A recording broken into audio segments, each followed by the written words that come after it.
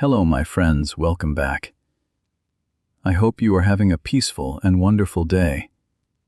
Today, I want to tell you the story of a small, frail boy who was tired of being pushed around and who grew up to create one of the world's most respected martial arts.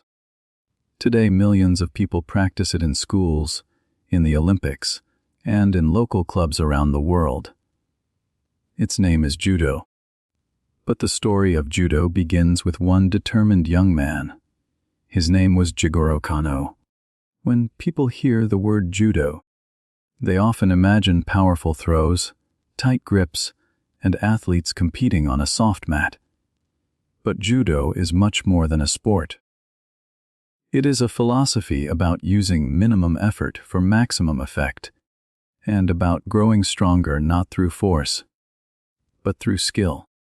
How did one small, bullied boy create a martial art that would one day become an Olympic event?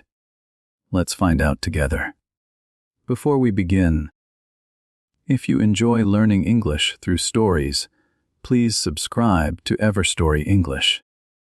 Your support helps us create more stories for your English learning journey. Jigoro Kano was born in 1860 near Kobe, Japan, into a well-educated family. As a boy, he was small and thin. He struggled to defend himself, and other boys often teased him and pushed him around. Kano did not have the strength to fight back, but he had something else, a sharp, curious mind and a deep desire to become strong. As a teenager, Kano began searching for a way to build his strength. He heard about a traditional Japanese fighting art called Jujutsu, once used by samurai warriors. At that time, Jujutsu was no longer respected the way it once was. Many of the old masters had grown old, and few young people wanted to learn it. Kano searched for months before he finally found a teacher willing to train him. He trained hard.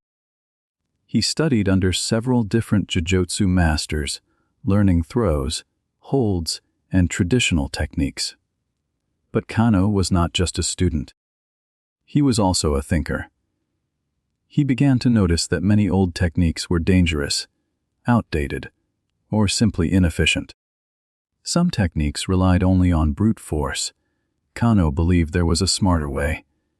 In 1882, when he was just 22 years old, Kano combined the best techniques he had learned, removed the most dangerous or old-fashioned moves, and created a new system. He called it Judo, meaning the gentle way.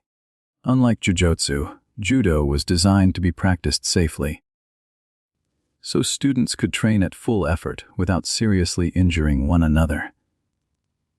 He opened a small school called the Kodokan, which started with just a handful of students in a tiny room.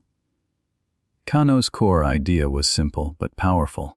He called it Seiryoku Zenyo, which means maximum efficiency, minimum effort.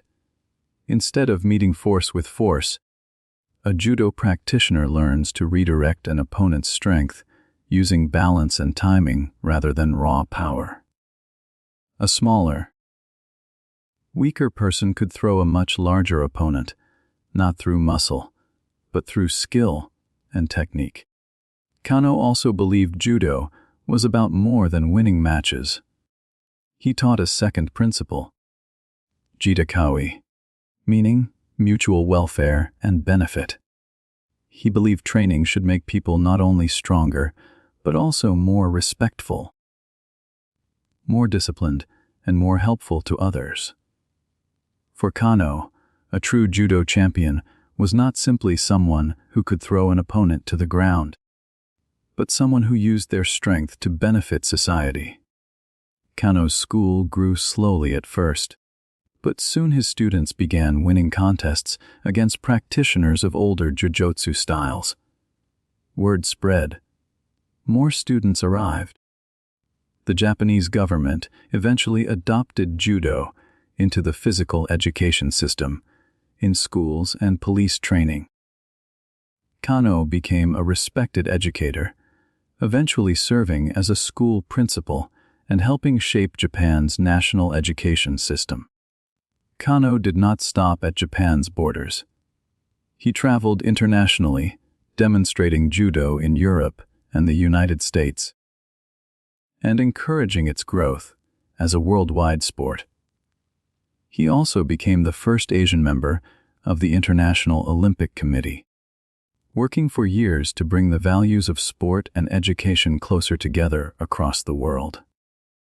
Sadly, Kano did not live to see his greatest dream come true. He passed away in 1938, aboard a ship returning from an Olympic Committee meeting. Judo became an official Olympic sport in 1964 in Tokyo, 26 years after his death. Jigoro Kano's influence lives on far beyond the judo mat. Every time a small student throws a much larger opponent using skill instead of strength. Every time a judo class bows to show respect before and after training. Every time an athlete competes with humility rather than arrogance. His legacy continues. So what can we learn from Jigoro Kano? We learn that being small or weak does not decide our future. We learn that true strength often comes from cleverness, patience, and technique, not from brute force. And we learn that the greatest goal in life is not only personal victory, but using our abilities to help others. Today, as we learn English together, we are practicing the same values Kano taught. Learning a new language, like judo, rewards smart effort more than brute force. Small, steady steps, practiced with the right technique, take us further than forcing ourselves through frustration. Just as Kano believed a smaller person could overcome a larger one through skill, we can overcome the challenge of learning English one clear, well-practiced lesson at a time. Thank you for listening to this story today. I hope you enjoyed learning about Jigoro Kano, and I hope this story helped you improve your English.